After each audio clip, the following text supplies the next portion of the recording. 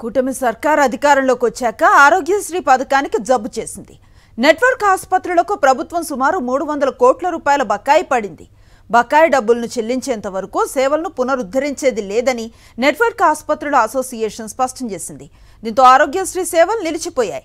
ఆరోగ్యశ్రీ అందక దాదాపు 11 రోజులు గడుస్తూ ఉన్నా కూటమి సర్కార్ మాత్రం మత్తు నిద్రను వీడటం లేదు.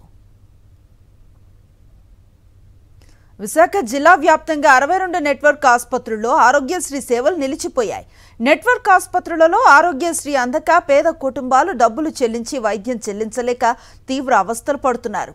నిలిచిపోయిన ఆరోగ్యశ్రీ సేవలపై మరింత సమాచారాన్ని మా ప్రతినిధి అనిల్ అందిస్తారు. రాష్ట్ర వ్యాప్తంగా ఆరోగ్యశ్రీ సేవలు నిలిచిపోయాయి. పేదవాడికి కార్పొరేట్ వైద్యం అందడంలో తీవ్రమైనటువంటి అలసత్వం కనిపిస్తోంది. ముఖ్యంగా ప్రైవేట్ ఆసుపత్రులకు ప్రభుత్వం పడినటువంటి 2700 కోట్ల రూపాయల బకాయిలను వెంటనే చెల్లించాలని చెప్పి ఇప్పటికే స్పెషాలిటీ హాస్పిటల్స్ అసోసియేషన్ డిమాండ్ చేస్తూ సమ్మెబాట పట్టింది. గడిచిన 11 రోజులుగా ప్రైవేట్ యాజమాన్యాలన్నీ కూడా పూర్తిగా ఆరోగ్యశ్రీ సేవలను నిలిపివేసినటువంటి సందర్భం కనిపిస్తుంది. ముఖ్యంగా విశాఖ జిల్లాలో దాదాపు 62 హాస్పిటల్స్ ఆరోగ్యశ్రీ సేవలను అందిస్తే ఆ సేవలన్నీ కూడా పూర్తిగా నిలిచిపోయినటువంటి సందర్భం కనిపిస్తోంది.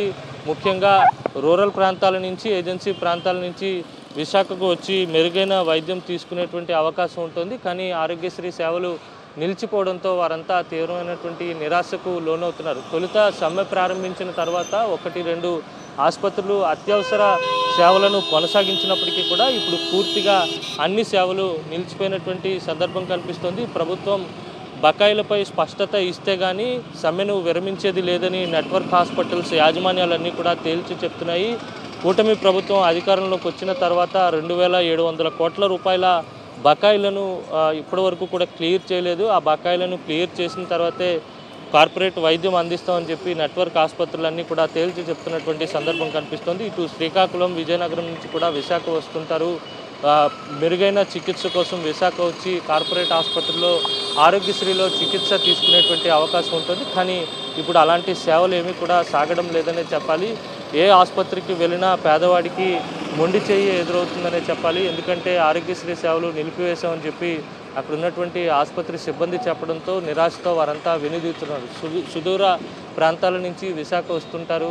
శ్రీకాకుళం, విజయనగరం, పార్వతీపురం, అలాగే అరకు ఏజెన్సీ ప్రాంతాల నుంచి కూడా వస్తుంటారు. వారందరికీ కూడా తీవ్రమైనటువంటి నిరాశ ఎదురవుతున్నటువంటి సందర్భం కనిపిస్తుంది. ముఖ్యంగా డయాలసిస్ సహా క్యాన్సర్ పేషెంట్లు కూడా తీవ్రమైనటువంటి ఇబ్బందులకు లోనవుతున్నటువంటి నేపథ్యంలోనే ఆరోగ్యశ్రీ సేవలను తక్షణమే పునరుద్ధరించాలని వారంతా కూడా ప్రభుత్వాన్ని డిమాండ్ చేస్తున్నారు. అయినప్పటికీ కూడా 11 రోజులుగా కొనసాగుతున్నప్పటికీ కూడా వారు ఏమాత్రం చర్యలు చేపట్టడం లేదనేది స్పష్టంగా అర్థమవుతుంది. ముఖ్యంగా విశాఖ జిల్లాలో ఉన్నటువంటి 62 నెట్వర్క్ ఆసుపత్రుల్లో ప్రతిరోజు 700 నుంచి 800 కేసులు ఆరోగ్యశ్రీలో నమోదవుతుంటాయి. కానీ వారందరికీ కూడా ఇప్పుడు ఈ చేదు అనుభవం ఎదురవుతుందని చెప్పాలి. ఏ ఆసుపత్రికి వెళ్ళినా ఆరోగ్యశ్రీ సేవలు నిలిపివేశామనే బోర్డులు, లేకపోతే అక్కడ సిబ్బంది చెప్తుండడంతో వారంతా నిరాశగా వెనుదిరుగుతున్నారు. ఎప్పటికైనా ప్రభుత్వం స్పందించాలి, ఆరోగ్యశ్రీ సేవలను పునరుద్ధరించే విధంగా చర్యలు చేపట్టాలని వారంతా కోరుతున్నారు.